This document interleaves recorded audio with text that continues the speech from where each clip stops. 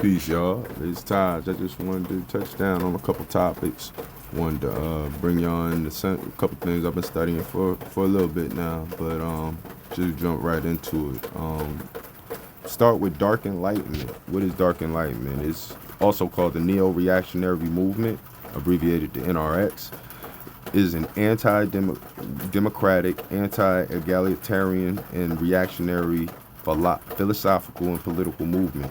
It can be understood as a reaction against values and ideologies associated with enlightenment, advocating for a return to the traditional societal constructs and forms of government such as absolute monarchism and cameralism. I'll touch on cameralism in a little bit. The movement promotes the establishment of authoritarian capitalist city-states that compete for citizens. Neo-reactionaries refer to contemporary liberal society and its institution as the cathedral, associating them with the Puritan Church and their goals of egalitarianism and democracy as the synopsis. They say that the cathedral influences public discourse to promote progressivism and political correctness, which they view as a threat to Western civilization. Additionally, the movement advocates for scientific racism, a view which they say is suppressed by the cathedral. All right, so they're telling you exactly who they are. They're saying that somebody, just because they are a specific race, is either better or less than another man. But I digress. Continue to move on. Curtis Yarvin began constructing the basis of the ideology in the late 2000s, drawing upon libertarianism and Austrian economics, along with thinkers such as Hans Hermann Hoppe and Thomas Carlyle. Nick Land elaborated upon Yarvin's ideas and coined the term Dark Enlightenment, applying it to his accelerationism as a means to achieve a technological singularity. The movement has also received contributions from prominent figures such as venture capitalist Peter Thiel. Despite criticism, the movement has gained traction with parts of Silicon Valley, as well as with several political figures associated with the United States. President Donald Trump, including political strategist Steve Bannon, Vice President J.D. Vance, and Michael Anton. Let me pause right there. This is a group that openly promotes scientific racism, and these are the people who have infested Silicon Valley, and they are the ones that are putting certain technologies over us. The bias that they are coming in with, it, in my opinion, disqualifies them from being in that position. But I'll digress. I'm gonna read a little bit more about a couple other things. Just give an introduction to what cameralism is, and what they promote is neo-cameralism. So let's just see what that is. It was a German school of public finance, administration, and economic management in the 18th and early 19th century that aimed as a strong management of a centralized economy for the benefit mainly of the state. The discipline, in its narrowest definition, concerned the management of the state's finances. Throughout the 18th and the first half of the 19th century, cameralism was influential in northern European states. For example, in Prussia and Sweden, and its academics and practitioners were pioneers in economic, environmental, and administrative knowledge and technology. For example, cameralist accounting is still used in public finance today. So that's just a brief introduction to what cameralism is like I said, they promote neo-cameralism. So let's just see what that is talking about. In this section, it just says opposition to democracy.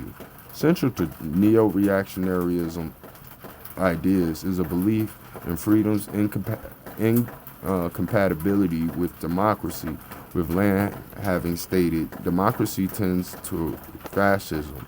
Yarvin and Land drew inspiration from libertarians such as Thiel, particularly his statement, "I no longer believe that freedom and democracy are compatible," in a Cato Unbound essay.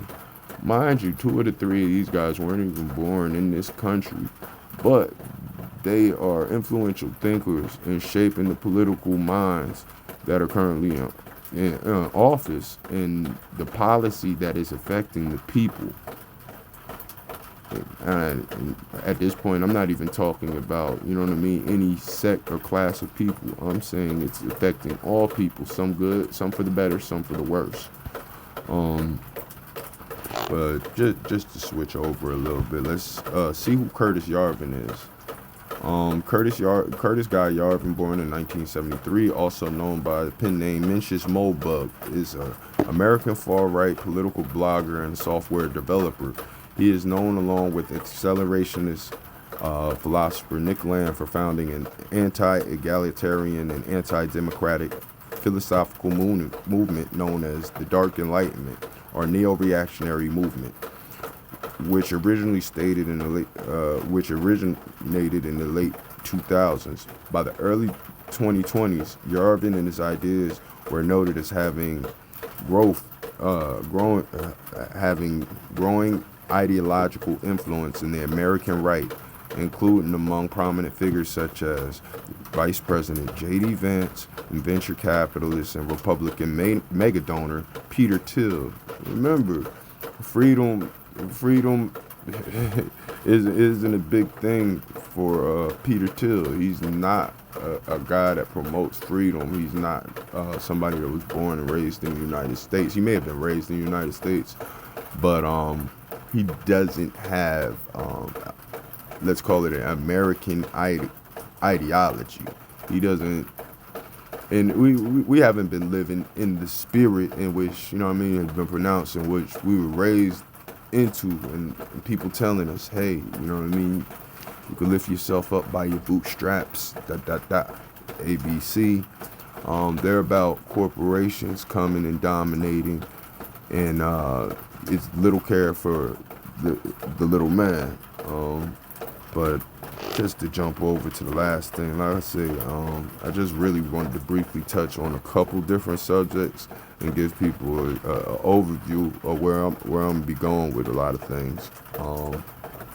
Touch on technocracy, and I fully believe these are the people. Actually, let me state that as a question: is technocracy's goal in its modern iteration to bring on the Fourth Reich? And I would say yes to that.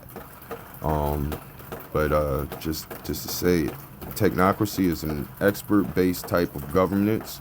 In its strongest sense, it is a form of government in which decisions across all sectors and policy domains follow evidence-based, efficiency-oriented procedures grounded in scientific methods and instrumental rationality.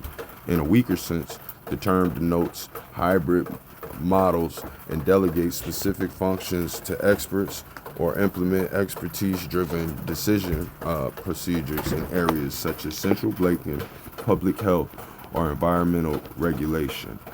Now, it's a lot more I can go into as far as that goes, but I just really wanted to briefly touch on it so people understand what technocracy is, and who these people are. What part of the world do they come from? These are the questions to ask. And what is their agenda? Does it serve you? And does it serve the whole? Just something to think about as we go deeper and deeper into, you know, let's just call it the abyss of technology. And before we get all the way in and lost in this system, let's recognize the people who are providing it, with who they are, what they stand for. Like you see, they advocate scientific racism. They are not freedom-loving people. That said, as they are influencing policymakers who amend laws to bend to the corporations, most of them multinational corporations and non-governmental organizations who've been set up in a way where they are taking public funds and they are misappropriating the funds, essentially. And right now people are suffering because some of the services that these people are getting paid for, they're taking the money and spending it in their own private manner. And for example, in the homelessness epidemic that's going on around the country, a lot of people who are running the NGOs concerning homelessness, they're not doing anything but lining their own pockets. They care less about the homeless people and more about the public funds that come from the taxpayers and how that could sustain their lifestyle. And believe it or not, many of these people are not born here in this country. Now, this is not, you know what I mean? I'm not going on a tirade of hate against people who are born in other lands. I respect everybody the same way. I expect them to respect me as a person who's a part of the people of this land. And you know, if I went to your country, I would respect you the same way. You know what I mean? I'm kind of expecting you to respect me, to be able to freely express myself. I know that's not something that's not okay everywhere, but that's one of the beautiful things in this country and beautiful things about technology. I do appreciate the fact that I'm able to express myself. But that said, man, I just wanted to really throw that out there. And as more people are getting familiar with cryptocurrency, we'll start touching on that. I'm not a advocate. At one point, I was really into it, but then once I started seeing some of the people that were involved in some of the practices and some of the promises fall flat on their face,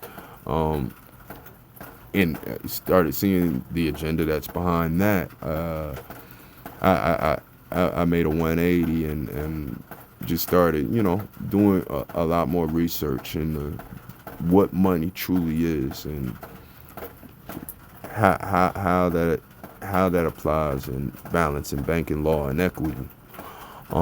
That said, I know I was a little all over the place with this one, but like I said, just wanted to introduce a couple people and subjects. That said, man, peace and blessings. Y'all have a great evening.